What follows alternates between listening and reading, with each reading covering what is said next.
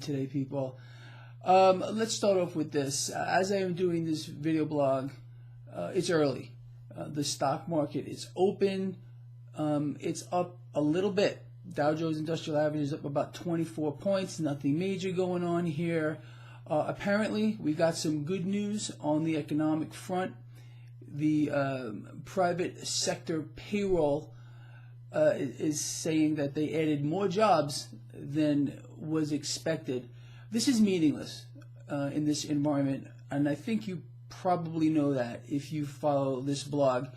You need to watch the labor force participation rate, not these numbers that are frankly pulled out of a hat. We have no idea the quality of whatever jobs they're saying are being added. We do know that retail has fallen off of a cliff. We have store closings all over the country, more to come. We just got a warning from 3 of the world's largest banks, JP Morgan, Goldman Sachs, and Morgan Stanley, talking about how things are not as rosy as the mainstream financial channels would want you to believe, and their forward projections are not looking too good. Again, this goes back to the yield curve. I cannot tell you the disconnect that is occurring right now between the bond market and the yield curve and the stock market. We have stocks, a stock market that is hovering around all-time record highs. In fact, we hit a whole bunch of records last week. Now, the bond market is sending a completely different signal to us all. And the mainstream financial channels, they want you to ignore it. All they want you to do is buy stocks, get involved in this market, just like at the top of every single other bubble that we have been in. Understand, and I know that you are clear on this if you follow this blog. The price action of every other asset is dictated by what occurs in the bond market. So the bond market, with this flattening out yield curve, is pointing towards an economic downturn, not towards economic prosperity. Despite what these garbage numbers that they want to throw at us that are meaningless, they're trying to fist feed you this, oh, no, everything is great. Meanwhile, look around you. Look around you. Look at what's going on here. It should be clear that there is a big issue here regarding what the bond market is saying and what the stock market is doing. What is occurring in housing, what is occurring to the average person out there whose wages are not increasing, can't keep up with the real rate of inflation. How many of you buy food out here? Maybe you buy food. Have you noticed how they're shrinking everything? Everything's getting smaller and smaller and smaller, but the prices are staying the same. This is how they can, fake it. Oh, we're not really seeing any major inflation with regard to food. Are you kidding me? It's insane. It really is. So the issue is pretty clear to me. Something has got to give.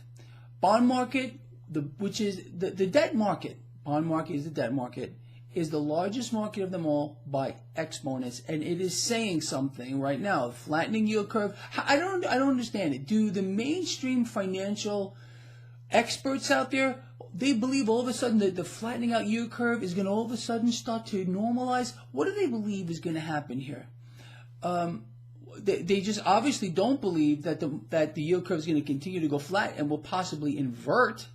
That's what I think is going to happen. And if things progress the way they are right now, I have no doubt that we are going to see an inverted yield curve relatively soon. And that, again, in a video I did yesterday, is a big sign to run for the hills.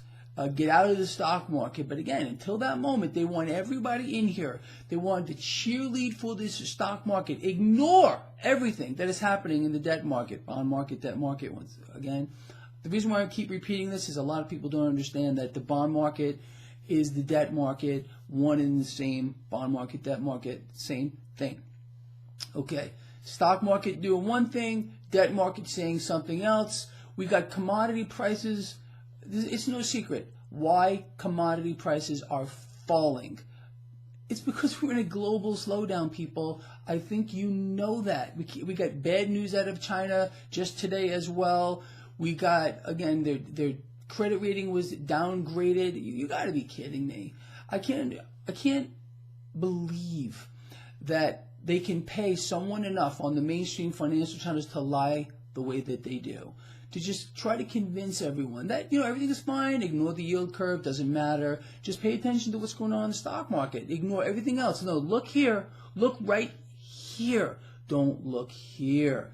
They do the same thing over and over and over again. And people get sucked into this. They get sucked into it. Anyway, we'll see how all this plays out here, people. I'll tell you another sign that's getting ignored pretty much is the dollar, the weak dollar. In an economy that's doing well, you would expect the dollar to get stronger. This is not happening. So we got a weak dollar, we got a bond market with a yield curve that continues to flatten out, stock market here near record highs.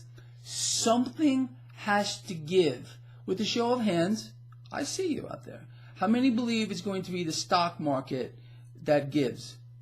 My hand is up. Good. Okay. Why do you think your hand up? You think the bond market's going to turn around? Okay. Well, maybe you're right. I just don't see it. And I'm waiting to see that yield curve turn around. I doubt it's going to happen. I think it's going to continue to flatten out, especially if the Federal Reserve does what they want to do. And I'm still sticking to my guns here, people, with regard to the Federal Reserve this month. The Federal Reserve, I believe, is going to raise the federal funds rate this month. Again, what is that going to do? It's going to affect the short end of the curve mostly, flatten that yield curve out further. And that is not a good sign. And the big banks are warning us. They're warning us as well that things are not so good.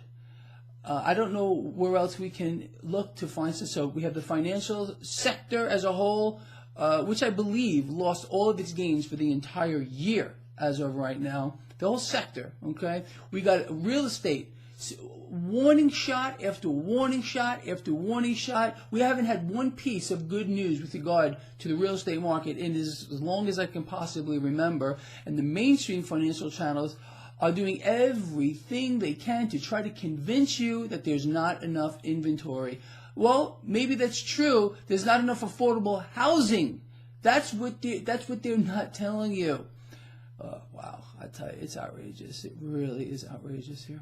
All right, so look, bond market saying this, stock market saying this. I believe the bond market, I always tell you this, since day one I've been telling you to watch the bond market. The bond market is telling us something here. The stock market is going to follow suit. When? Who freaking knows? Who freaking cares? All we want to do is capitalize on this period. Speaking of that, I put some new stock picks on my website, traderschoice.net. They're there right now.